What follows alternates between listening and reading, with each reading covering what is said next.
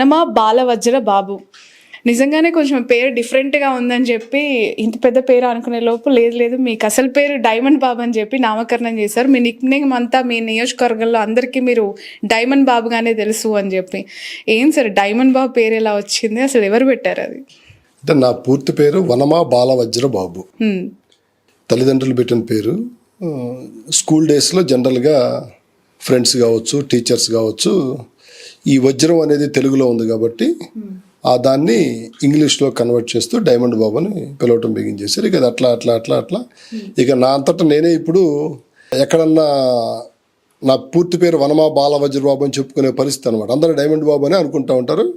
దాన్ని ఇప్పుడు ఎక్కడన్నా అవసరమైన చోట నేను అట్లా చెప్పుకుంటా ఉంటున్నాను అనమాట, పరిస్థితిని బట్టి. జనరల్గా అయితే డైమండ్ బాబు అంటే ఆల్మోస్ట్ ఆల్ అందరికీ 99% తెలుసు. ఇప్పుడు అందరికి తెలుస్తుంది వనమా బాలవజ్ర బాబు, డైమండ్ బాబు ఇద్దరు ఒకళ్ళే అని. ఇన్ని పేర్లు ఉన్నాయి కదా సార్, జగన్ గారు ఏమని పిలుస్తారు? డైమండ్ అని పిలుస్తారా, బాల అని పిలుస్తారా? జగన్మోహన్ రెడ్డి గారు చక్కగా వాట్ డైమండ్ అంటారు. వాట్ డైమండ్ అంతా ఓకేనా అంటారు, అంతే. ఓకే, ఎలా ఉంటుంది అంటే మీరు ఇన్స్పైర్ అయింది రాజశేఖర్ రెడ్డి గారి హయాంలో, ఆయనను చూసి ఆయన అడుగుజాడల్లో యూత్ కాంగ్రెస్ నుంచి కూడా మీ రాజకీయ జీవితం స్టార్ట్ చేశారు. లేటర్ ఆన్ స్టేజెస్లో ఆయన పాస్డ్ అవుట్. తర్వాత జగన్మోహన్ రెడ్డి గారి రాజకీయ జీవితంలో ప్రతి అడుగులో మీరున్నారు. చెప్పండి అసలు మీ జర్నీ స్టార్టింగ్ నుంచి ఇప్పటి వరకు మీ ప్రస్థానం. నేను జనరల్గా మేమంతా కూడా మా తల్లిదండ్రుల నుంచి కూడా మేము కాంగ్రెస్ పార్టీ బేసికల్గా. మా తల్లిదండ్రులు మేమంతా కూడా కాంగ్రెస్ పార్టీ సింపథైజర్స్ డే 1 నుంచి. ఇక ఆ క్రమంలో నేను కొద్దిగా యాక్టివ్గా ఎన్ఎస్సీ అని, యూత్ కాంగ్రెస్ అని తిరిగే క్రమంలో నాకు బేసికల్గా అంబటి రాంబాబు గారితో 2005వ సంవత్సరం నుంచి నాకు మంచి సాన్నిహిత్యం ఉందన్నమాట. అట్లా రాంబాబు గారు నేను ఇద్దరం బాగా అసోసియేట్గా ఉంటుండే క్రమంలో నాకు మొదటి నుంచి కూడా రాజశేఖర రెడ్డి గారితో ఉన్నటువంటి ప్రతి లీడర్ కూడా ఆల్మోస్ట్ ఆల్ ఎక్కడో ఒక చోట రాజశేఖర రెడ్డి గారు లైఫ్ ఇచ్చిందే కనపడింది. హిస్టరీ మొత్తం చూసుకుంటే మాకేమనిపించిందంటే మా జనరేషన్కి మేము రాజశేఖర రెడ్డి గారితో ప్రయాణం చేసే వయసు కాదు కాబట్టి నేను బేసికల్గా నాకు జగన్మోహన్ రెడ్డి గారు రాజకీయాల్లోకి రాకముందు, ఆయన 2009 ఎంపీ కాకముందు నుంచే నేను రాంబాబు గారితో అంటూ ఉండేవాడిని, సార్ ఒకసారి జగన్మోహన్ రెడ్డి గారిని పరిచయం చేయండి, ఆయన కలవాలి, ఆయనతో అసోసియేట్ అవ్వాలని చెబుతూ ఉండేవాళ్ళం. అప్పుడు ఆయన రాజశేఖర రెడ్డి గారు ముఖ్యమంత్రిగా ఉన్నప్పుడు జగన్మోహన్ రెడ్డి గారు చాలా దూరంగా ఉండేవాళ్ళు. మేము అప్పుడప్పుడు ట్రై చేసేవాళ్ళం, బెంగళూరులో దొరుకుతారనో కడపలో దొరుకుతారో అట్లా అనుకునేవాళ్ళం. కానీ ఎక్కడ కూడా నాకు సోర్సు టైం పట్టిద్ది అనే పద్ధతిలో అనుకునేవాళ్ళం. ఆ క్రమంలో ప్రమాదవశాత్తు దురదృష్టం ఏంటంటే రాజశేఖర రెడ్డి గారు మరణించటం. ఇంకా రాజశేఖర రెడ్డి గారు మరణించిన స్పాన్ ఆఫ్ డేస్లోనే మేము మెంటల్గా ప్రిపేర్ అయిపోయాం. అంటే గట్టిగా చెప్పాలంటే 10 రోజులు అనుకోండి. రాంబాబు గారు మేము రెగ్యులర్గా కలుస్తాం కాబట్టి మనం అంటే జగన్మోహన్ రెడ్డి గారు పార్టీ పెడతాడు, ఆయన సపరేట్గా అట్లా అని మేము అనుకోవాలా. ఇక మేము అనుకున్నాం అంటే రాజశేఖర రెడ్డి గారు చనిపోయాడు, ఇక జగన్మోహన్ రెడ్డి గారు వస్తారు కాబట్టి ఇక ఆయనతోటే మన లైఫ్, మన జీవితం అనేది అయితే నేను చాలా స్ట్రాంగ్గా ప్రిపేర్ అయిపోయాను. అంటే అప్పట్లోనే ఆ గట్స్ ఏంటి? రాజశేఖర రెడ్డి గారు వెళ్ళిపోయిన తర్వాత జగన్ గారు వస్తారు అని మీ నమ్మకం ఏంటి? మా లైఫ్ ఏంటని భయం వేయలేదా ఆ టైంలో? మేము అంత ఆలోచన చేయలేదండి. అంటే నాది సింపుల్ ఒకటే, నేను పెద్దగా ఆలోచన చేయను. నేను బేసికల్గా మొదటి నుంచి కూడా నేను చాలా కూల్గా ప్రశాంతంగా ఉంటానని చూస్తాను. నా ఫార్ములా ఏంటంటే జగన్ గారు తేలితే మనం తేల్తాం, జగన్ గారు ఇబ్బందులు పడితే మనం ఇబ్బందులు పడతాం, ఆయన హ్యాపీగా ఉంటే మనం ఎంత కొంత హ్యాపీగా ఉంటాం. ఇంక ఇదే ఫార్ములా తప్పితే ప్రత్యేకించి గట్స్ ఏంటి అట్లా ఇట్లా అంత పెద్ద ఆలోచన కూడా లేదు. ప్రయాణం ఏంటంటే ఎవరో ఒక నాయకుడితోటి మన జీవితం నడవాలి, నమ్మకం, విశ్వాసం, అంతే. ఇక అదే పద్ధతిలో కంప్లీట్గా నేను మెంటల్గా అయితే చాలా స్ట్రాంగ్గా ఉంటాను. స్ట్రాంగ్గా ఉన్నాను కూడా నేను. అంటే నేను నాకు పెద్ద కోరికలు విపరీతంగా అట్లా పెద్ద ఏం లేవు. ఉండాలి ఏంటంటే జగన్మోహన్ రెడ్డి గారు అంతటి నాయకుడు, మనల్ని పేరు పెట్టి పిలుస్తాడు, ఆయన కోసం మనం పనిచేస్తున్నాము. ఆయనతో పరిచయం ఉన్న వ్యక్తి ఎవరు కూడా ఆయన దాదాపుగా వదులుకోరు.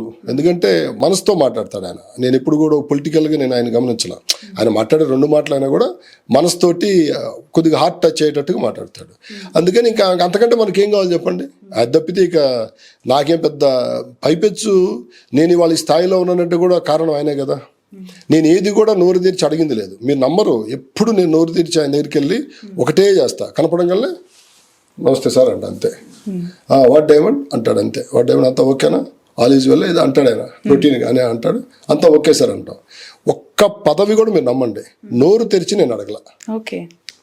జిల్లా యూత్ ప్రెసిడెంట్ ఆయన ఇచ్చిందే, నేను కార్పొరేటర్ సీటు ఆయన ఇచ్చిందే నాకు. అసలు కార్పొరేటర్ సీటు మా గుంటూరు సిటీలో 57 వార్డులు ఉంటే 57 వార్డుల్లో ఇచ్చిన సీటు నాకు ఆయన ఇచ్చిందే. దాంట్లో రాంబాబు గారు జగన్ గారికి చెప్పటం, జగన్మోహన్ రెడ్డి గారికి ఏదో ఎట్లా ఉందన్న కార్పొరేషన్ గుంటూరు 5 అంటే డైమండ్ ఏదో పోటీ చేద్దాం అనుకుంటే డైమండ్ వార్డు ఏదో వేరే వాళ్ళకి ఇస్తున్నారని చెప్పి తెలిసింది సార్ అంటే జగన్ గారు చాలా సీరియస్ అయ్యాడని రాంబాబు గారు చెప్పిన మాట, చాలా సీరియస్ అయ్యాడని వెంటనే హైదరాబాద్ రెడ్డి గారికి ఫోన్ చేసి కేఎన్ఆర్ గారికి చెప్పాడని, ఏమంటే రాంబాబు గారు నన్ను పిలిచి చాలా సీరియస్ అయ్యాడా నీకు టికెట్ లేదనేటప్పుడు అంటే నాకు కొద్దిగా మనసుకు బాగా హ్యాపీనెస్ అనిపించింది. వెంటనే తెల్లారి హైదరాబాద్ రెడ్డి గారు ఫోన్ చేయటం, నాకు ఆ B.Pharm ఇవ్వటం, నేను కంటెస్ట్ చేయటం, కార్పొరేటర్ నేను పోటీ చేసిన వార్డు వాస్తవంగా తెలుగుదేశం వార్డు, దానికి చాలా రాజకీయాలు నచ్చినాయి, అది వేరే సబ్జెక్టు. గెలిచాం దేవుడి దయ వల్ల. గెలిచిన తర్వాత నా నమ్మకం ఏంటంటే జగన్ గారి దగ్గర మీరు నమ్మండి, నేను డిప్యూటీ మేయర్ అవ్వాలనేది నా ఆలోచన. దానికోసం కార్పొరేటర్ కంటెస్ట్ చేశా. అంటే నాకు ఎమ్మెల్యే అనేది ఇంట్రెస్ట్ బాగా, అది తెలుసు, జగన్ గారికి తెలుసు, అందరికీ తెలుసు. సరే టౌన్లో మనం చాలా చేయాల్సిన పని ఉందన్న ఉద్దేశంతో నేను కార్పొరేటర్ గెలిచాక సజ్జల రామకృష్ణారెడ్డి గారి దగ్గరికి వెళ్ళి సార్ ఇట్లా నాకు డిప్యూటీ మేయర్ ఇంట్రెస్ట్ సార్ అన్న. ఇంకా రెండో మాట కూడా లేదు, ఎందుకు సార్కి చెప్తాను నేను అన్నాడు. సారు లిస్టు చూశారంట డిప్యూటీ మేయర్లు ఎవరని, నా పేరు చూడగానే టిక్కు పెట్టారంట. మరి ఇంకా అంతకంటే లీడర్ నాకేం కావాలి చెప్పండి. నాకు ఇవాళ నేను గవర్నమెంట్ ఓడిపోయింది 2024 జూన్ 4వ తారీఖు మేము ఓడిపోయాము. ఓడిపోయిన తర్వాత స్పాన్ ఆఫ్ 3 monthsలోనే నన్ను గుంటూరు సిటీ ప్రెసిడెంట్ పెట్టాడు ఆయన. చాలా అద్భుతంగా చేశాం. సిటీ ప్రెసిడెంట్ ప్రమాణ స్వీకారం కానీ సుబ్బారెడ్డి గారిని పిలిచి ఆ సిటీ ప్రెసిడెంట్ అయిన 4 రోజులకి ఆయనే పిలిచి తాడికొండ సమన్వయకర్తగా పెట్టారు. ఇంకెంతకంటే ఇక గొప్ప లీడర్ నాకు ఎక్కడ దొరుకుతాడు, అంతే కదా. ఇక మనమే పెద్ద ఆలోచనలు చేస్తే అది నిజంగా తప్పు అయింది. అందుకని ముద్దు లెక్క నాది. నా ముద్దు లెక్క ఏంటంటే జగన్మోహన్ రెడ్డి గారు తేలితే మనం తేలుతాం, ఆయన కోసం పనిచేద్దాం అంతే లైఫ్. ఇప్పుడు నేను 2009లో నా గడ్డం నల్లగా ఉండేది, ఇవాళ తెల్లగా అయింది, మీరు చూడండి. ఇక మాకు రకరకాల టెన్షన్స్, రకరకాల ఇబ్బందులు, రకరకాల నేను ఎక్కడ బయటికి ఎక్స్పోజ్ అవ్వను, నేను చెప్పను కూడా అనమాట. లోపల బర్న్ అవుతుంటాం, సమస్యలు ఇబ్బందులు ఉంటాయి. కానీ ఇవన్నీ చూసినప్పుడు జగన్మోహన్ రెడ్డి గారిని చూస్తాం. నిమ్మ ఆయన 16 నెలలు జైల్లో ఉన్నాడు, ఆయనతో పోల్చుకుంటే మన ఏముందని ఆయన గోల్డ్ స్పూన్లో పుట్టాడు కదా ఆయన. మరి గోల్డ్ స్పూన్లో పుట్టిన లీటరే 16 నెలలు జైల్లో పెడితే ఆయనతో పోల్చుకుంటే మనం ఏంటి. అందుకని ఆయనే మాకు స్ఫూర్తి అనమాట అన్ని విషయాల్లో కూడా. అందుకని ఆయనతోటే మా జర్నీ ఉంటుంది, ఆయనతోటి మా లైఫ్ అంతే. Okay, right.